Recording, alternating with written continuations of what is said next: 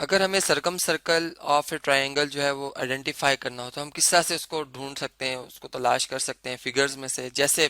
चलें सबसे पहले हम बात करते हैं कि सरकम सर्कल होता क्या है। यानी फर्ज करें अगर हमें हमारे पास एक ट्रायंगल है, ठीक, और अब मैं ये चाहता हूँ कि मैं एक ऐसा सर्कल ड्रॉ करूँ कि जो ट्रायंगल के तीन वर्टिसेस हमारे पास आ रही हैं, ये तीनों जो है वो सर्कल के पॉइंट हो, ठीक। तो ये मैं किस तरह से ड्रॉ कर सकता हूँ, इसके लिए मुझे क्या करना होगा कि जो मेरे पास ये ट्रायंगल के तीन वर्टिसेस हैं, यानी अगर इन तीनों को ज्वाइन करें तो ये तीन साइडें बनती हैं मेरे ट्रायंगल की। और मैं कहता हूँ कि अगर मैं इस हर हर साइड का जो है वो राइट बाई सेक्टर, यानी एक ऐसी लाइन ड्रॉ करूँ जो कि इसके मिड पॉइंट से भी गुजरे और इसके साथ परपेंडिकुलर भी हो, तो कुछ वो इस तरह से होगी। फिर यहाँ से अगर हम देखें तो इस साइड का मिड पॉइंट कुछ इस तरह से होगा, और वो राइट बाई सेक्टर अगर ड्रॉ किया जाए तो इस तरह से पास होगा। फिर अगर यहाँ का अगर मिड पॉइंट यहाँ पे कहीं पर है और फिर इसका राइट बाई सेक्टर ड्रॉ किया जाए तो वो भी हम देख रहे हैं कि तीनों राइट बाई सेक्टर कॉन्करेंट है, यानी एक ही पॉइंट पे इंटरसेक्ट कर रहे हैं। और जो उनका पॉइंट ऑफ कॉन्करेंसी है उसको बेसिकली कहा जाता है जी सरकम सेंटर। और यही वो पॉइंट होगा जिस पॉइंट पे हम कंपास को रखेंगे और इसका रेडियस जो है वो हम इस पॉइंट से लेकर ट्राइंगल के किसी एक वर्टेक्स, यानी इसमें A1 वर्टेक्स भी हो सकता है, A2 वर्टेक्स भी हो सकता है और A3 वर्टेक्स भी हो सकता है। हम ये इन तीनों के यानी इतना एक रेडियस रखेंगे, तीनों डिस्टेंस बराबर आ रहे हैं, तो हम जिस वक्त इस रेडियस में रखते हुए एक यहाँ पर यानी कंपास से उसको रोटेट करेंगे तो हमारे पास एक दायरा, एक सर्कल बनेगा जिसपे ये तीनों पॉइंट आ जाएंगे। तो ये जो सर्कल है बेसिकली इसको हम कहेंगे कि ये सरकम सर्कल है। और ये किस ट्राइंगल का सरकम सर्कल है जी, ये हमारे पास जो ट्राइंगल A1 A2 A3 है, ये उस ट्राइंगल का क्या है जी, सरकम सर्कल है, ठीक। तो अब ये तो बात हमें समझ आई कि हमने कैसे सरकम सर्कल जो है वो ड्रॉ करना है, और अब इसकी पहचान भी हमें समझ में आ गई। अब हम चलते हैं इस फिगर की तरफ और देखते हैं कि इसमें हमारे पास सरकम सर्कल जो है वो क्या ड्रॉ हुआ हुआ या नहीं। जैसे हम देख रहे हैं कि ये सर्कल जो है वो ट्राइंगल के दो वर्टिसेस से तो पास कर रहा है, लेकिन थर्ड वर्टेक्स से पास नहीं कर रहा। तो इस सर्कल को मैं सरकम सर्कल नहीं कह सकता, यानी ये फिर हमारे पास सरकम सर्कल नहीं है, इसको मैंने क्रॉस कर दिया है।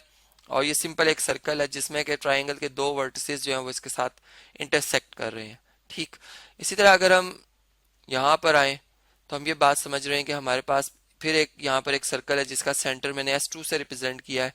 और इसमें बेसिकली अगर हम देखें तो ट्राइंगल की एक साइड जो है वो इसमें जो है वो सर्कल के यानी दो पॉइंट्स के तौर पर आ रही है, जबकि थर्ड जो इसका बल्कि दो वर्टिसेस यहाँ पर जो है वो ट्राइंगल के पॉइंट्स के तौर पर आ रहे हैं, और थर्ड वर्टेक्स जो है वो ट्राइंगल के एक्सटीरियर में, यानी उसकी जो रेडियस है उससे बाहर निकल गया है, ठीक है, यानी उसके एक्सटीरियर में आ गया है।